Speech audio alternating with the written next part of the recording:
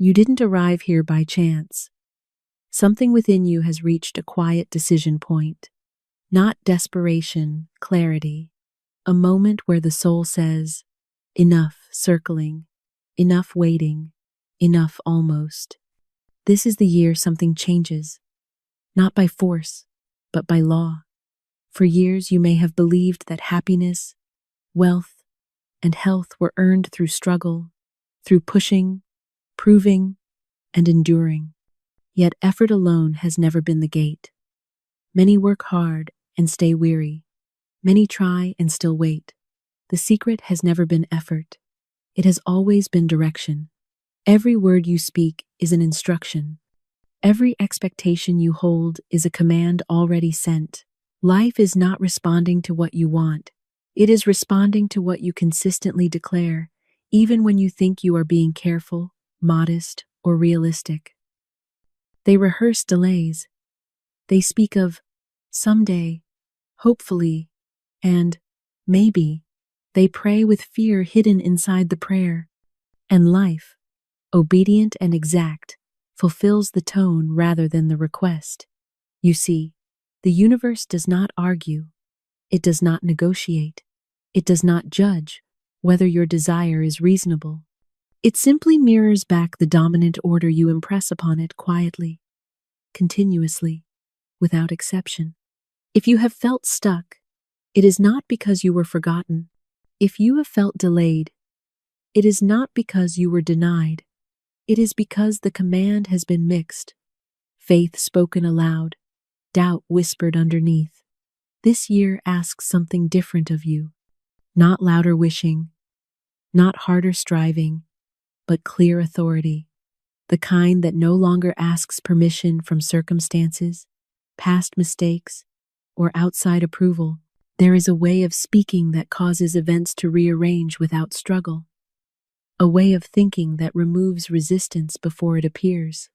When the inner voice shifts from pleading to certainty, the outer world responds with speed that feels almost uncanny. Many have tried to manifest while secretly preparing for disappointment. They brace themselves for loss. They lower expectations to avoid pain. But expectation is the mold into which life is poured. Lower it, and life must follow. Fear is not caution. Fear is faith pointed in the wrong direction. And faith, whether toward good or harm, carries the same creative force. The universe does not distinguish between hope and dread, only between clarity and confusion. You were never meant to fight for your good. Fighting implies opposition. And there is no opposition to what is divinely aligned. What belongs to you by right cannot be withheld when claimed correctly. This is why effort without alignment exhausts you. You are pushing against a door that opens from the other side through surrender, trust, and the spoken word charged with certainty. The moment you stop rehearsing what could go wrong, you interrupt an old cycle. The moment you stop explaining why it hasn't worked before, you step out of the past. Power does not live in explanation. It lives in decision. Words spoken in conviction travel faster than action. They move ahead of you. They prepare the way. They dissolve obstacles before you ever meet them. This is why careless speech costs so much and conscious speech returns so much more. You may not see evidence yet. That does not matter. Preparation always precedes manifestation. The unseen always moves first. To wait for proof before declaring victory is to reverse the law. This year is not meant to be managed. It is meant to be commanded. Calmly, firmly, without strain. When authority replaces anxiety, life responds with surprising cooperation. There is a reason you are feeling a quiet readiness now. A sense that the old way of hoping is no longer enough. This is not impatience, it is maturity. The soul knows when it is time to speak differently. Once you understand how to issue a command without tension, without force, and without fear, you will notice something remarkable. Circumstances stop resisting. People shift. Opportunities appear without pursuit. Health responds the same way. Wealth responds the same way. Happiness responds the same way. All are obedient to the inner decree, not the outer effort. This year does not require perfection. It requires alignment. One steady inner agreement repeated until it becomes law. And law never fails. It only waits for clarity. Stay with this message, because once you learn how to speak from authority instead of hope, you will realize something extraordinary. Wealth, health, and happiness are not goals you chase. They are outcomes, already rearranging themselves in response to your command. And when the command is finally clear, this year will no longer be something you endure. It will become the year that answers you back. I would like to speak to you now of authority, for until this is understood, all teaching remains incomplete. Life does not move because man wishes, nor does it change because he struggles. Life moves because law is set in motion, and law is set in motion through authority. Whether man knows it or not, he is always commanding. He may command wisely or foolishly, but he is never neutral. Every word he speaks, every expectation he holds, every quiet assumption he accepts as realistic is an order given to the unseen forces which shape his affairs. Many people believe that prayer is asking, pleading, or hoping. They imagine God as something distant, to be persuaded by earnestness or endurance. But prayer, in its true sense, is alignment. It is the act of bringing one's thought into agreement with divine law. When that agreement is made, results follow as naturally as a shadow follows form. When it is not made, no amount of effort can compensate for the lack. I have observed that most people secretly believe they are waiting upon life. They say, "When things improve, I shall feel at peace," or, "If circumstances change, then I will believe." This reverses the law. Life is waiting upon man. It is waiting for clarity, for certainty, for a command that is not mixed with fear. Until that command is given, life remains obediently still. Man commands not only by what he declares aloud, but by what he quietly agrees with inwardly. The inner conversation is often more powerful than spoken words, for it is repeated without interruption and accepted without question. If a man tells himself daily that progress is slow, that opportunity is rare, that happiness is uncertain, he has already given his command. Life will not argue with it. It will fulfill it. There is a great difference between hope and authority. Hope is uncertain. It looks outward and waits. Authority is settled. It looks inward and knows. Authority does not hurry. It does not explain itself. It does not defend. It simply assumes that the law will obey, because the law always does. I once knew a man who said constantly, "I am just trying to get by." He did not say it with bitterness. He said it lightly, even modestly, believing it showed humility. Yet year after year, his affairs remained exactly as his words described. He was always getting by, never ahead, never secure. When he learned that his words were commands, not descriptions, he changed them. He began to say, quietly and consistently, "I am steadily advancing under divine order." Nothing else changed at first, but within months, opportunities appeared which had never come before. Life had simply been waiting for a new order. Humility does not mean denying good. True humility is obedience to divine law. It is the willingness to agree with truth rather than appearances. To say, "I am under grace," when conditions suggest strain, is humility. To say, "I do not expect much," is fear disguised as modesty. Many people believe they are being careful when they lower expectations. They say, "I do not want to be disappointed," But expectation is the mold into which life is poured. When the mold is small, life must conform to it. When the mold is clear and confident, life expands to meet it. Authority never argues with conditions. It does not say, "I will believe when I see." It says, "I know, therefore I shall see." This is why faith must precede evidence. Evidence follows alignment. It does not create it. The unseen always moves first. The visible comes later. I have seen people exhaust themselves trying to make things happen. They repeat words with urgency. They strain the mind and watch the clock. Yet nothing moves. Then, when they finally release the struggle and quietly assume success, events begin to arrange themselves with surprising ease. This is not coincidence. It is law restored. The universe does not respond to emotional intensity. It responds to clarity. A calm word spoken with conviction carries more power than 1,000 words spoken in fear. Life answers certainty far more quickly than effort. When authority replaces anxiety, the entire bearing of a person changes. The shoulders relax, the voice steadies, the need to explain diminishes. Others feel this change immediately. Employers trust such a person. Friends rely upon them. Opportunities come without pursuit. This is not personality. It is alignment. I often give this simple statement to those who feel powerless. My word is my wand. When repeated with understanding, it awakens responsibility without burden. For man realizes that he is not helpless, but neither is he required to struggle. He is required only to speak in agreement with law.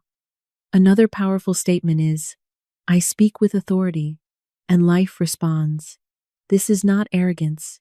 It is recognition. The law has always responded. It cannot do otherwise. What changes is the quality of the command. Repetition is essential, for the subconscious mind learns through repetition and feeling. Old commands must be erased and replaced. One does not change direction by wishing. One changes direction by steady correction. Each repetition strengthens the new order until it becomes automatic. I have noticed that once people understand this law, they speak less. They choose words carefully. They no longer rehearse difficulties. They no longer entertain idle fear. They guard the gate of speech, knowing that words are seeds, and that every seed must bear fruit. Wealth, happiness, and health are not separate achievements.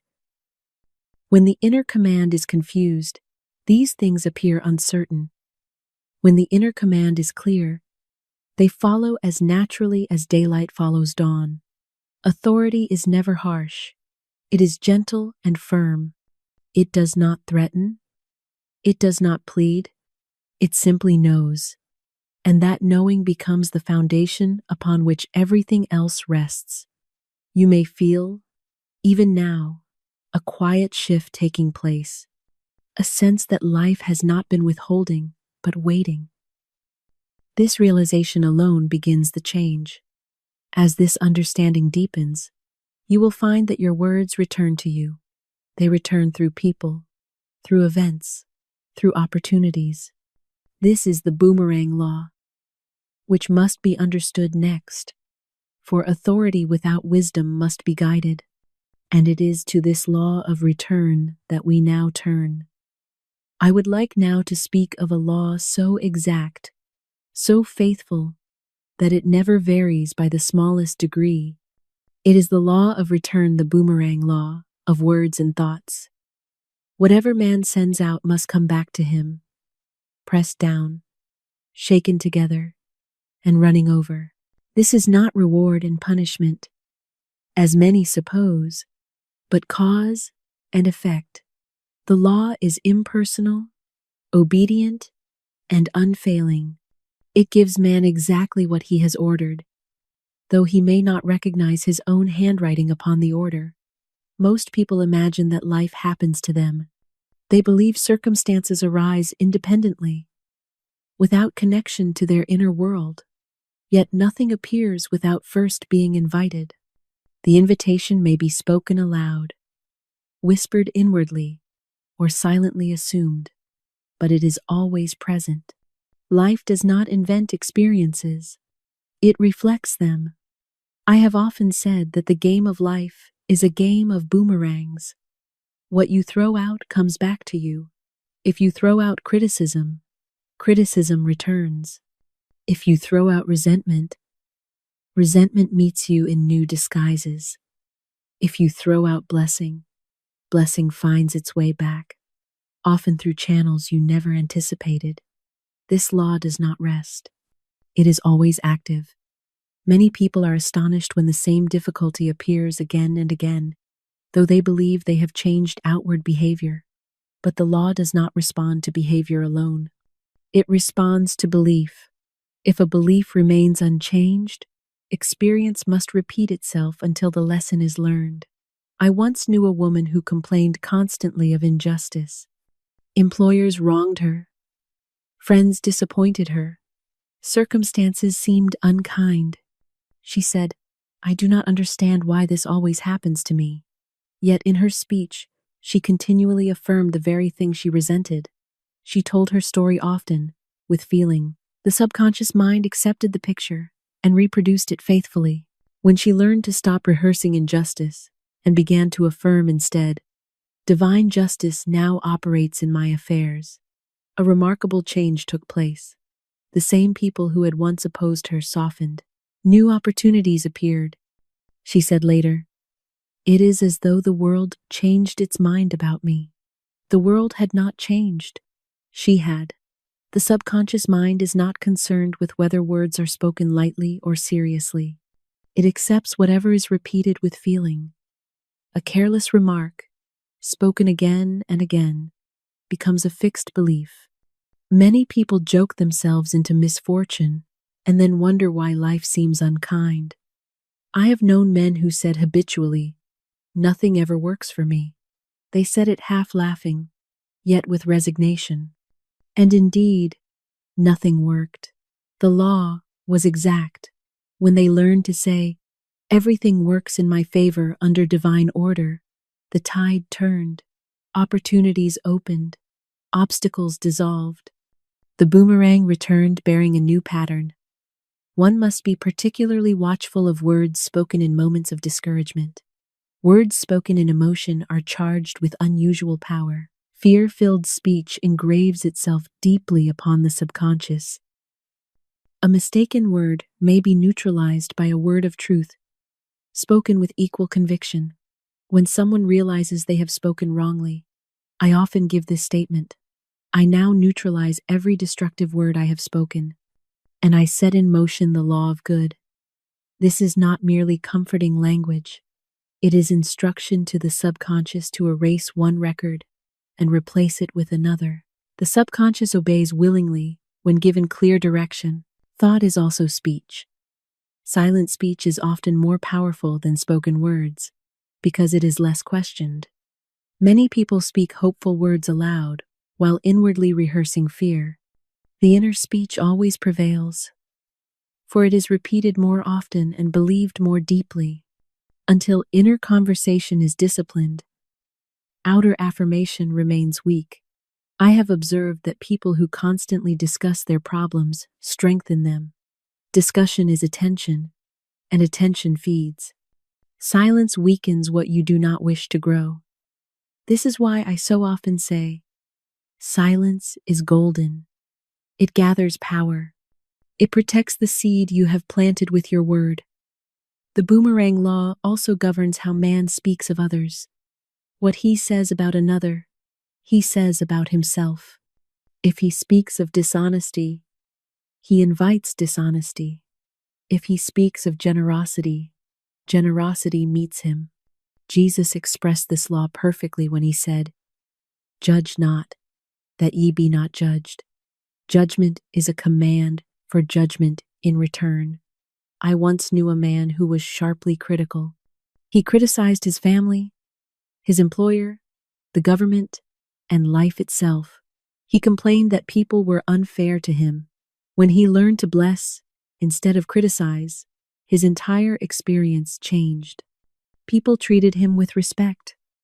Circumstances softened.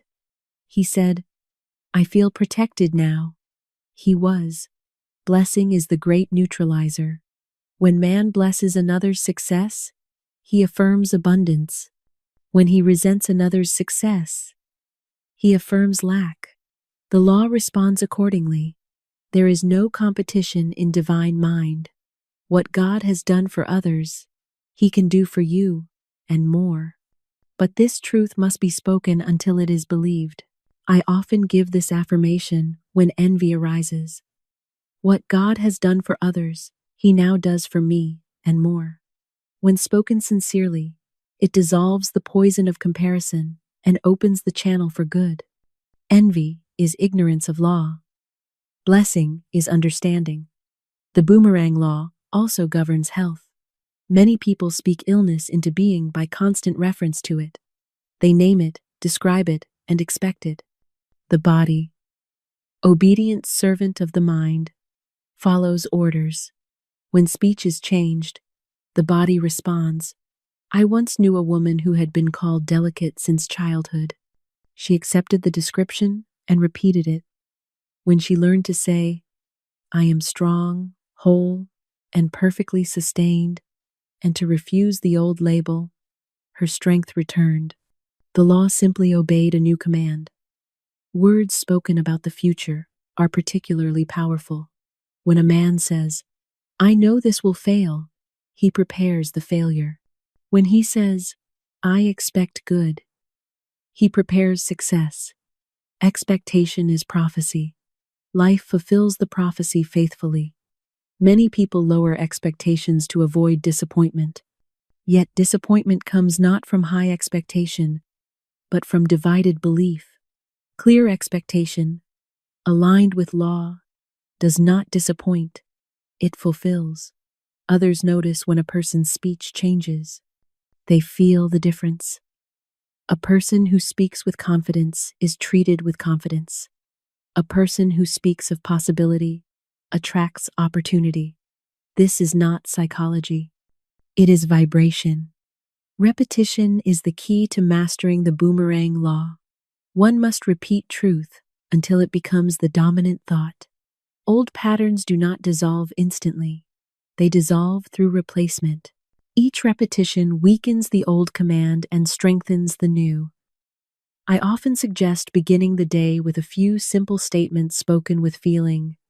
I send out blessing, and blessing returns to me.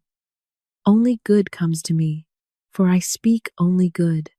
These statements set the tone for the day and protect one from careless speech.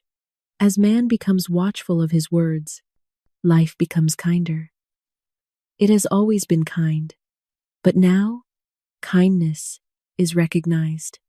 Man sees that he has been living in a friendly universe all along, one which simply mirrors his own attitude. Authority without understanding can be dangerous, but authority guided by wisdom is power. The boomerang law teaches responsibility without burden. Man realizes that he need not fear life. He must only speak wisely. As you practice this law, you will notice that your words return quickly. Small changes in speech produce noticeable changes in experience. This is encouragement, not punishment. It shows that the law is working. When the boomerang law is understood, speech becomes sacred. Words are no longer wasted. Man speaks deliberately, kindly, and confidently. He knows he is shaping his own path. And when this law is mastered, man is prepared for the next great realization, that no one else can take what is divinely appointed for him, and that his success lies not in competition, but in divine design and perfect self-expression. I would like now to speak of a law which brings great peace to the mind when it is truly understood, the law of divine design. Many people suffer not because they lack ability, faith, or effort, but because they are trying to live someone else's life, fill someone else's place, or reach their good by imitation instead of obedience. The soul has its own appointment, and it can never be satisfied with a substitute. Life is not a scramble in which one man's success deprives another. Divine mind is infinite, and therefore its expressions are infinite. Each man has a work to do, which no one else can do in the same way. When he finds that work and gives himself to it without fear, supply follows as naturally as breath follows life. When he resists it or ignores it, confusion and dissatisfaction appear. I have often said that there is a place prepared for every man, and that place carries with it recognition, supply, and protection. But many refuse to trust this law. They look about and say, "Others are succeeding. I must do what they do." In doing so, they turn away from their own guidance and begin to wander. There is no peace in borrowed destiny. I knew a woman who admired the success of a friend and tried to follow the same path. She forced herself into work that did not suit her nature, believing that perseverance alone would bring success. Instead, she became exhausted, discouraged, and ill. When she finally released her personal will and affirmed, "I have a wonderful work, in a wonderful way, I give wonderful service, for wonderful pay," her direction changed. Opportunities appeared which matched her gifts, and success came without strain. She said later, "I did not know that work could feel so natural." Perfect self-expression never exhausts. It invigorates. When a man is in his right place, his strength increases. When he is in the wrong place, no amount of effort can sustain him. Fatigue is often the soul's protest against misalignment. The soul knows its own work, even when the mind argues. Many people fear that if they do not force things, nothing will happen. They imagine that surrender means stagnation. In truth, surrender to divine design is the most active state possible. It releases power instead of wasting it. When man ceases trying to manage outcomes and begins to trust guidance, life moves swiftly. Envy is the sign that one has forgotten divine design. When a man envies another's success, he is saying, "There is not enough for us both." This belief closes his own channel. But when he blesses another's success, he affirms abundance, and his own good hastens toward him. I have seen this law work with exactness. A woman once came to me filled with envy because a friend had received a beautiful gift. She felt overlooked and resentful. I gave her this statement: "What God has done for others, He now does for me, and more." She repeated it faithfully, though at first it felt mechanical. Soon her resentment dissolved, and shortly afterward she received an exact duplicate of the gift, plus another blessing. The law had responded to her change of consciousness. Divine design also governs timing. Many people say, "I am too late," or "My chance has passed." These words deny the law. There is no delay in divine mind. When man is aligned, his opportunity appears at the appointed hour. When he is not aligned, he may stand before an open door and not see it. I once knew a man who believed he had missed his chance in life. He repeated the story often, until it became a fixed belief. When he learned to say, "Now is the appointed time. Today is the day of my amazing good fortune," his outlook changed. Within a short time, he was offered a position perfectly suited to him, though he was past the age most considered favorable. Divine design is not governed by human timetables. Perfect self-expression also governs recognition. Many people struggle to be seen, heard, or appreciated. They advertise themselves, explain themselves, and defend themselves. Yet recognition never comes through insistence. It comes through alignment. When a man is in his right place, others recognize him without effort on his part. I have noticed that people who are truly successful do not talk much about success. They are absorbed in what they are doing. They enjoy their work. They give freely of themselves. This enjoyment opens the secret door. Interest is magnetic. Joy draws attention without calling for it. Living in divine design frees man from comparison. He no longer measures his progress against another's. He knows that each soul has its own rhythm. He moves steadily, without hurry and without fear. This steadiness gives him dignity. Others sense it and respect it. Relationships also fall under this law. No relationship which is truly ordained can be lost.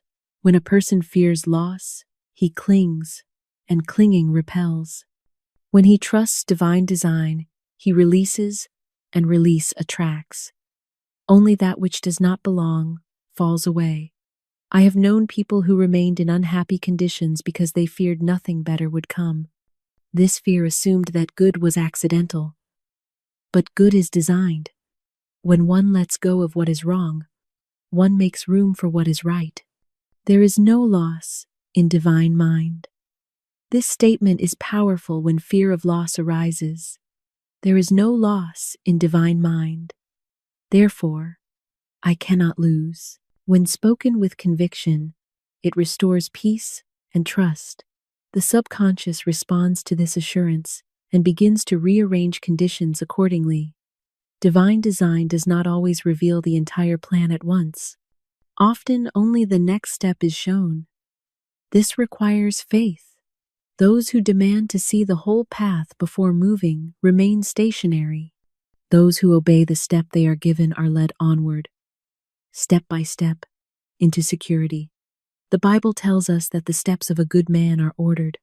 It does not say that the entire journey is explained. Order is revealed through movement. Stillness of fear must precede movement of faith. As man aligns with divine design, his manner changes. He is no longer apologetic. He no longer begs for opportunity. He expects cooperation. Others respond to this expectation. They feel confidence in him. They trust his decisions. Authority grows quietly. I have seen people transformed when they stopped saying, "I must make this work," and began to say, "I desire only that which is mine by divine right." This single shift dissolves struggle. The law responds instantly to such surrender. Repetition is essential in establishing this consciousness. Old habits of comparison and fear must be replaced. These affirmations are helpful when used faithfully. I am in my right place, at the right time. I cannot miss my divine appointment. What is mine comes to me easily. As these ideas are impressed upon the subconscious, doubt fades. Man begins to trust himself, not from pride, but from alignment. He listens more carefully. He chooses more wisely. He feels guided rather than driven. When divine design is understood, life ceases to feel accidental. Each experience is seen as preparation. Even apparent detours reveal their purpose. Man no longer asks, "Why did this happen to me?" but "Where is this leading me?" And that question opens the way. This understanding prepares the mind for the next great law, the magic path of intuition. For once, a man trusts that his good is designed. He is ready to follow the inner voice, which leads him to it, step by step, without confusion or fear. Having seen that each soul has a divine design, which cannot be missed or taken, it becomes necessary to understand the means by which that design is revealed. This means is intuition. Many people pray faithfully and yet wander, because they pray without listening. They ask for guidance, but they continue to reason, to argue, and to fear. In doing so, they drown out the very voice which would lead them safely. I have often said that prayer is telephoning to God, and intuition is God telephoning to you. Prayer prepares the mind. Intuition directs it. Yet intuition is a faculty which many allow to remain dormant. They trust logic, opinion, and precedent, but distrust the quiet knowing within. and so they take long roads where short ones were prepared. Intuition is not excitement. It is not impulse. It is not emotion. It is calm, definite, and simple. It does not shout. It does not plead. It does not reason. It gives a clear sense of rightness and asks only obedience. When obeyed, it leads man to places, people, and conditions which his reasoning mind could never have planned. The reasoning mind deals with appearances. It asks, how, when, and what if? Intuition deals with truth. It says, go forward. Reason looks at the Red Sea and sees no way. Intuition knows that a way will appear when the step is taken. This is why so many remain stranded. They are waiting for the sea to part before they move. I have known people who stood at the fork in the road, weighing and measuring until opportunity slipped away. Others, who followed a quiet inner lead without discussion, moved swiftly and found themselves in security before they understood how they arrived there. The difference was not intelligence. It was obedience. Intuition often leads indirectly. One may go for one thing and receive another, but what is received is always better suited to the need. Divine mind sees the entire pattern. Man sees only the thread in his hand. When he insists on directing the weaving, he creates knots. When he allows divine intelligence to weave, the pattern unfolds perfectly. I recall a woman who needed money urgently. She had prayed, affirmed, and reasoned, yet no solution appeared. One day she felt an unaccountable impulse to walk her dog in a direction she never took. Her reason protested. There was no logic in it. Yet she obeyed the lead. In the middle of the block she found a roll of bills which exactly met her need. She did not find the money by searching. She found it by listening. It gives simple directions which the intellect often rejects. If the intellect were in command, miracles would be impossible. But intuition operates beyond precedent and probability. It brings the unexpected. Many people ask, how shall I know when a thought is intuition? The answer is simple. Intuition brings peace. Impulse brings excitement. Fear brings urgency. Intuition carries a quiet certainty. It does not hurry you. It steadies you. Intuition cannot be heard in an atmosphere of resentment, fear, or hurry. These states cloud perception. Anger blinds. Worry deafens.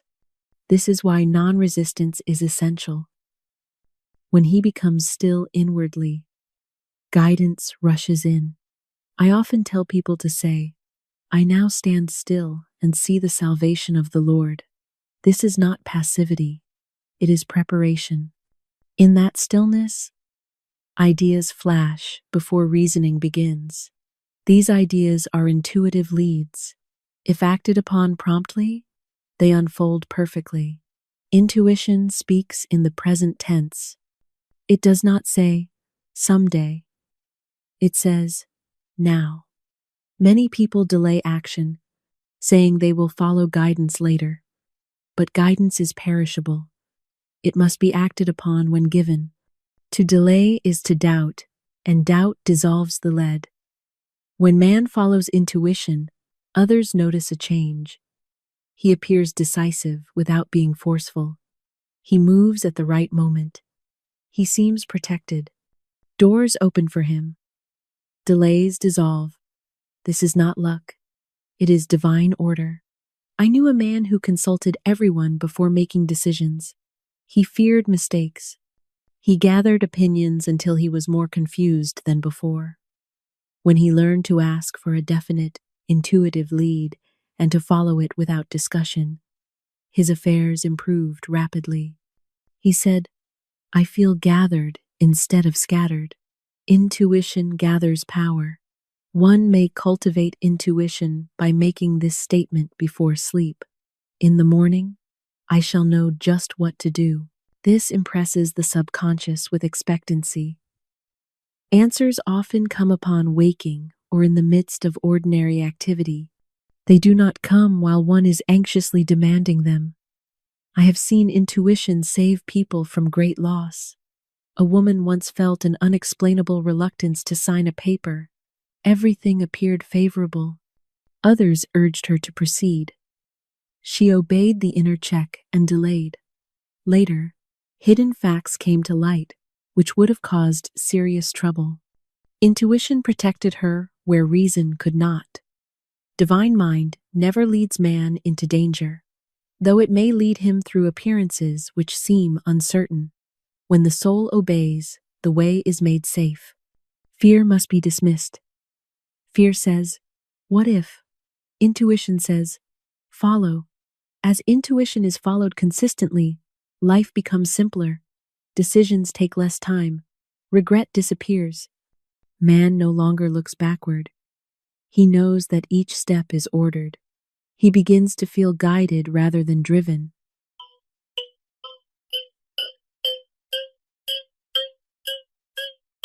Intuition also governs speech. It tells one when to speak and when to be silent. Many difficulties arise from speaking at the wrong moment. Intuition prevents this. It gives a check, a pause, a sense of restraint. When obeyed, misunderstandings are avoided. As this faculty develops, man ceases to envy those who seem fortunate. He understands that each is led according to his own design. He does not attempt to follow another's path. He follows his own, and that path becomes increasingly clear. The magic path always leads to the promised land, though it may wind through unexpected territory. The important thing is obedience. Each step, taken in faith, strengthens the next. Confidence grows. Fear fades. I often give these affirmations to strengthen trust in intuition. I am divinely led, and I make right decisions. I follow the magic path of intuition, and my way is made easy. When spoken faithfully, these statements quiet fear and restore confidence. When intuition is honored, man finds himself in the right place at the right time. He meets the right people. He escapes what is not meant for him. He receives what he could not have planned. This is law in action. Thus, intuition becomes the daily guide in the game of life. It replaces anxiety with assurance and confusion with order. It prepares the way for the next great lesson. For even intuition cannot operate fully where the soul clings, resists, or strives. That lesson is the art of non-resistance and the power of casting the burden. When man has learned to listen for guidance and to follow the quiet leading of intuition, he must then learn how to cease opposing the very good which seeks to come to him. For resistance is the great destroyer of harmony. It is the force by which man ties his own hands and then wonders why he cannot move. Resistance takes many forms, yet they are all born of the same root, the belief that man must fight life instead of align with it. The law is simple and exact. What man resists, persists. Whatever he fears follows him. Whatever he fights grows stronger. Many imagine that resistance gives them strength, but it does not. It drains strength. It scatters power. The soul that is constantly resisting is like one rowing upstream, exhausting itself while making little progress, unaware that the current would carry it forward if only the oars were lifted. Non-resistance is not weakness. It is spiritual intelligence. It is the recognition that divine law is greater than personal effort. It does not mean submission to wrong conditions, nor does it mean indifference. It means refusing to give reality to appearances which contradict divine order. When man practices non-resistance, he removes his energy from the obstacle and places it in the solution. I have seen resentment destroy health, distort judgment, and delay prosperity. Resentment is acid. It eats away at peace and corrodes the channels through which good must come. They repeat conversations, replay injustices, and revive feelings long after the event has passed. Life, obedient and exact, continues to reflect it. I once knew a woman who believed she was always treated unfairly. She expected injustice and found it everywhere. Employers disappointed her. Friends failed her. Circumstances opposed her. When she learned that her expectation was the command, she began to change her inner agreement. She affirmed quietly, "Divine justice now operates in my affairs." She refused to rehearse grievances. Gradually, the pattern dissolved. People treated her kindly. Opportunities opened. She said, "It is as though a weight has lifted." It had. Forgiveness is the great dissolver of resistance. It is not something one does for another. It is something one does for oneself. When resentment is released, power returns. The situation often changes without further effort. Sometimes it disappears entirely. Forgiveness clears the channel. Jesus taught non-resistance when he said, "Resist not evil." He did not mean that evil should be feared or condoned. He meant that evil has no power when truth is recognized. Darkness cannot stand before light. It does not fight the light. It vanishes. Many people say, "But I am right." Being right has never healed a situation. Being free has. The desire to prove oneself right binds one to the very thing one wishes to escape. When man releases the need to justify himself, the law takes over. I have seen situations resolve the moment someone stopped defending himself. Casting the burden is the supreme act of faith. It means acknowledging that outcome belongs to God, not to man. As long as man carries the burden, he interferes. When he releases it, the law operates freely. Cast thy burden upon the Lord, and he shall sustain thee. This is instruction, not poetry. I give this affirmation often. I cast this burden on the Christ within, and I go free. When spoken with realization, it brings immediate relief. That relief is the sign that the burden has been transferred. If relief does not come, the burden has not yet been cast. One must repeat the statement until peace is restored. I recall a man who was consumed with anxiety over a business matter. He argued it endlessly in his mind. He imagined every possible failure. When he finally learned to cast the burden and refuse further discussion of it, the anxiety lifted. Shortly afterward, the situation resolved favorably, with far less difficulty than he had feared. The law had been waiting for him to step aside. Resistance often appears as trying too hard. People say, "I must make this happen." That statement alone reveals mistrust. God does not require assistance. He requires cooperation. Cooperation means alignment, not pressure. The more man pushes, the more he blocks the flow. Non-resistance brings poise. The non-resistant person is not easily upset.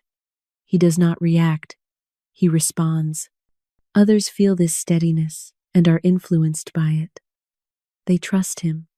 There is authority in calmness. I have noticed that when people stop fighting, life begins to fight for them. Obstacles remove themselves. Enemies become allies or pass out of the picture. This is divine law in action. Fear is another form of resistance. It resists good by expecting harm. Fear says, "Something will go wrong." Faith says, "All is well." The law responds to the dominant expectation. When fear is indulged, it becomes prophecy. When it is denied, it dissolves. One must be especially watchful of fear disguised as caution. Many say, "I am only being careful," when in truth they are being fearful. True caution is guided by intuition. Fear is restless and noisy. Intuition is quiet and sure. Non-resistance also applies to time. Impatience resists divine timing. When man insists that something must happen immediately, he often delays it. When he says, "It comes at the right moment," under grace, the way opens. Divine mind knows no delay. Man introduces delay through hurry. I once knew a woman who longed to move from her surroundings and complained daily. Nothing changed. When she ceased complaining and affirmed, "I am divinely placed," her attitude shifted. Within a short time, a perfect opportunity appeared. The change came when resistance ended. The body responds to non-resistance as faithfully as circumstances do. Tension creates congestion. Relaxation restores flow. Many ailments arise from holding on, holding fear, holding anger, holding resentment. When these are released, the body responds naturally. I often remind people that God fights their battles when they cease fighting them. The long arm of God reaches over people and conditions, adjusting and protecting. He need only manage his thought. As non-resistance becomes habitual, forgiveness becomes easy. Old grievances lose their charge. The past loosens its hold. This is freedom. And freedom is the natural state of the soul. Others will notice that you are no longer easily provoked. They may say you have changed. Indeed, you have. You have changed allegiance from fear to faith, from force to law. Your presence becomes calming. Your words carry weight. To establish this consciousness, repetition is essential. Truth must replace habit. These statements are powerful when used faithfully. I am non-resistant to good. No weapon formed against me shall prosper. Divine order is now established in this situation. When man no longer resists, intuition flows freely. Guidance becomes clear. Decisions are simple. Life becomes less complicated. The unnecessary falls away. The essential remains. Thus, non-resistance prepares the way for abundance. For supply cannot flow through clenched hands. It requires openness. It requires trust. When man has learned to release, he is ready to receive. And so, having cast the burden and ceased resistance, man stands ready for the next great realization, the understanding of supply, preparation, and the magic purse of the spirit, which can never be depleted. When man has learned to release resistance and has truly cast the burden upon the Christ within, he is prepared to understand supply. For supply does not come through anxiety, calculation, or hoarding. It comes through alignment. Many people imagine that money, health, and happiness are secured by watchfulness and effort. In truth, they are secured by trust in divine law. Where there is fear, supply is blocked. Where there is confidence, supply flows. I have often said that prosperity is not something man must pursue. It is something he must permit. The earth is full. The heavens are generous. And divine mind knows no scarcity. Poverty is not a condition of substance, but a condition of thought. When thought is impoverished, no amount of money can bring peace. When thought is rich, supply comes freely and naturally. True preparation is faith in action. It is not reckless spending, nor is it anxious saving. It is the quiet act which follows belief. Preparation says to the subconscious, I expect my good, and the subconscious, obedient servant of the mind, sets about arranging the means by which that expectation is fulfilled. I recall a man who longed to travel but saw no way. He had little money and no visible opportunity, yet he understood the law of preparation. He bought a trunk. It was not extravagance. It was obedience. That trunk stood in his room as a silent affirmation. Each time he saw it, he felt the journey as real. Within a short time, money came through unexpected channels, and the trip was made under grace, in perfect ways. The trunk did not bring the journey. Belief did. Many people block their good by preparing for what they fear. They say, I must save. in case something happens, or I must hold back, for times are uncertain. In doing so, they impress the subconscious with insecurity. The law of preparation works impartially. It brings what is prepared for, whether good or ill. Therefore, one must prepare only for good. Expectation is the substance of things hoped for. When expectation is fixed upon good, good appears. When expectation is divided, results are uncertain. Many affirm abundance while secretly bracing for lack. They say words of faith, but their actions confess fear. The subconscious obeys the confession, not the intention. She watched her account anxiously and believed that money, once gone, was gone forever. I gave her this statement: "My supply comes from God. I have the magic purse of the Spirit." At first, she repeated it mechanically. Then one day, she felt relief. From that moment, fear dissolved. She paid her bills with gratitude. Shortly afterward, money came through unexpected channels. The purse had proven itself magic. The magic purse is not a fantasy.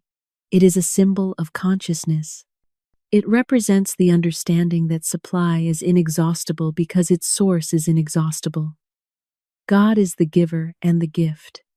When man looks to channels, he fears depletion. When he looks to the source, he rests. Hoarding is fear made visible. Generosity is faith in action. This does not mean foolish giving, but free circulation. Money, like water, must move to remain pure. When it stagnates through fear, it loses its power. When it circulates through trust, it returns multiplied. I have seen people who guarded every coin live in constant anxiety, and others who gave freely live in peace. Peace is the first evidence of prosperity. Where peace reigns, supply follows. Preparation must always be joyful. Anxious preparation contradicts itself. If one prepares nervously, he impresses the subconscious with fear. Joy is the seal of right preparation. When the heart is light, the act is right. Others notice this change of consciousness. The person who trusts supply appears prosperous even before money appears. He moves without hurry. He gives without fear. He receives without embarrassment. People are drawn to him. Opportunities seek him. He is in the current. I often give this affirmation. I call on the law of accumulation. My supply pours in and piles up under grace. This statement does not suggest struggle or saving. It suggests flow. The subconscious responds to pictures, and this picture is generous and orderly. One must never dictate channels. Divine mind creates its own avenues. When man says, "It must come this way," he limits the law. When he says, "It comes in unexpected ways," he opens the door to miracles. Many have missed their good by insisting on a single path. I recall a woman who wanted money from a particular person and waited anxiously. When she released the channel and affirmed supply, the money came from an entirely different source. Had she remained fixed on her plan, she would have missed it. Divine mind is not bound by man's expectations. Supply often appears suddenly, but it is never accidental. It is the result of inner alignment. When man has prepared, expected, and ceased resistance, manifestation is inevitable. Delay often indicates inner conflict. When conflict dissolves, movement is swift. Gratitude is a powerful form of preparation. Gratitude acknowledges receipt before appearance. It is faith in advance. When one gives thanks for what seems unseen, he affirms its reality. The law responds instantly. Many people say, "I shall be grateful when it comes." This reverses the law. Gratitude precedes reception. It opens the door. I have seen situations change overnight when gratitude replaced complaint. As man lives in expectancy, fear of timing disappears. He knows that divine mind is never late. He rests, and in resting, he allows the law to act. This understanding transforms one's manner. Others see confidence, not arrogance, calm, not indifference. They sense that you expect good, and expectation is contagious. People begin to treat you according to your inner assumption. Supply also follows right service. When man gives the best of himself, he opens the way for the best to come to him. But service must be free, not bargaining. One must not say, "I will do this so that I may receive that." That is barter, not faith. Faith gives first. When man understands the magic purse, fear of loss disappears. He knows that whatever goes out returns multiplied. He is neither anxious nor reckless. He is balanced. Balance is prosperity in action. Repetition establishes this consciousness. Truth must be repeated until fear has no voice. These statements are powerful when spoken daily. My supply comes from God. As money goes out, it returns multiplied. There is no loss in divine mind. As these ideas are impressed upon the subconscious, behavior changes naturally. One spends wisely, gives freely, and receives gratefully. Life responds in kind. When this law is grasped, life becomes generous.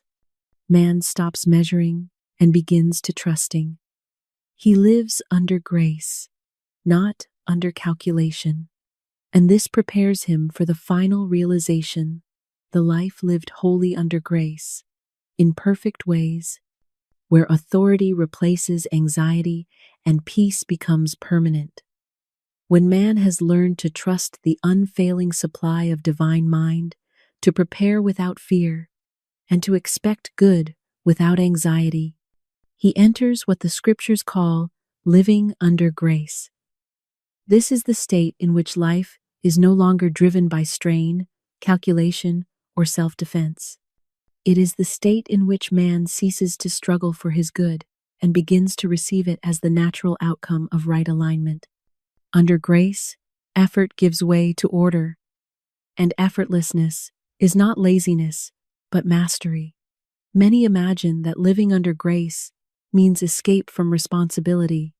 In truth, it is the highest responsibility, for it requires unwavering obedience to law. Under grace, man no longer excuses careless thinking or idle speech.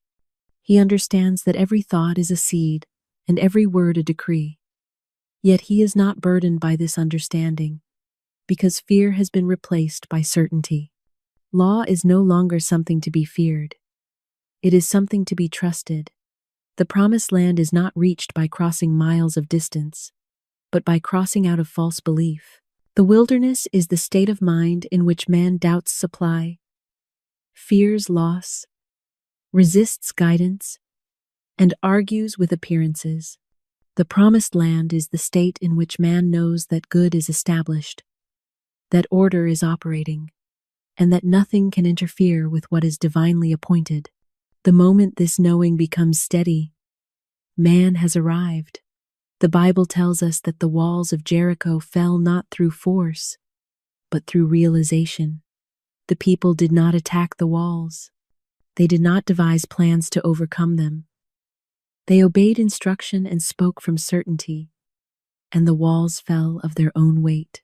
Every man has walls of his own, making walls of delay, walls of fear, walls of past mistakes. These walls do not yield to effort. They yield to understanding. I have often given this affirmation to those who feel blocked. The walls of lack and delay now crumble away, and I enter my promised land, under grace. When spoken with conviction, it produces an inner picture of freedom. One no longer sees himself pushing against barriers, but walking forward over ground that has already been cleared. This change of image alone dissolves resistance. Living under grace means that man no longer fears change. He understands that divine mind cannot take from him anything that belongs to him by divine right. What falls away was never part of his true supply. This realization brings a great release. Clinging ceases. Anxiety dissolves. Trust replaces vigilance. I have observed that people who live under grace carry themselves differently. Their movements are unhurried. Their voices are calm. They do not rush to justify themselves or to explain their position. Others feel at ease in their presence. Employers trust them. Friends rely upon them. Children sense safety. Authority without harshness radiates from them. This authority does not come from self-assertion, but from inner order. When the inner house is set in order, the outer follows inevitably. Man no longer vacillates between hope and fear. Expectation becomes habitual. He expects good as naturally as he once expected difficulty. The watchman at the gate must still remain alert. Living under grace does not mean drifting. It means mastery. Old fears may attempt to return, but they are met calmly with truth and dismissed. One does not argue with them. One simply refuses to entertain them. In this way, the house remains in order. I often remind people that the game of life is a game of solitaire. No one plays against you. No one can defeat you. You are not in competition with another soul. You play against your own beliefs. When those beliefs are aligned with divine law, the game becomes harmonious. There is no rivalry, no envy, no struggle, only unfolding. Many people say, life is uncertain. Life is only uncertain to the uncertain mind. To the mind established in truth, life is orderly. Appearances may shift, but law does not. The soul that understands this walks steadily, even when the ground seems to change beneath his feet. Under grace, man ceases to rehearse the past. He understands that forgiveness has wiped the slate clean. Old mistakes no longer stand as evidence against him. Error destroys itself when truth is accepted. This brings profound freedom. The future is no longer burdened by yesterday. Relationships also come into order under grace. Man no longer attracts struggle or confusion. He attracts harmony because he is harmonious. He no longer fears abandonment because he is anchored in divine love. He no longer clings because he trusts. Trust draws. Fear repels. I have seen people transformed when they ceased saying, "Why does this always happen to me?" and began to say, "I am under grace." The pattern broke. The repetition ended. New experiences appeared. Grace replaced struggle. Repetition remains essential, even here. Not repetition born of fear, but repetition born of joy. Truth is repeated because it restores balance, because it feels right, because it aligns the mind with order. These statements establish permanence. I am under grace and not under strain. Divine order governs my life. There is no loss in divine mind. When these ideas are impressed upon the subconscious, they become automatic. Reactions change. Expectations change. Life reflects it. Man no longer needs to remind himself constantly. The law operates without conscious effort. Living under grace also brings humility. One recognizes that good is not personal achievement, but divine operation. Pride dissolves. Gratitude takes its place. Gratitude is the climate of the promised land. Where gratitude lives, abundance remains. Under grace, timing no longer alarms. If something has not yet appeared, one knows it is preparing. There is no panic, no rushing. Divine mind is never late. The soul rests, and in resting allows the law to complete its work. Others may ask how you remain so calm. You may not be able to explain it fully. Explanation is unnecessary. Demonstration is enough. Your life becomes the teaching. The greatest sign that one has entered the promised land is this: Peace no longer depends on conditions. Peace remains, even while conditions change. Each day offers an opportunity to speak rightly, expect good, and trust the law. Each experience confirms understanding. I have seen men and women who once lived in fear become pillars of strength to others, not through preaching, but through example. Their very presence reassures. Their calm instructs. This is the highest form of service. When man lives under grace, he no longer asks, "Will it work?" He knows that law always works. His only concern is alignment. The rest takes care of itself. Thus, the secret is revealed not as a method, but as a way of being. It is the way of faith instead of fear, authority instead of effort, trust instead of strain. Wealth, health, and happiness cease to be goals pursued.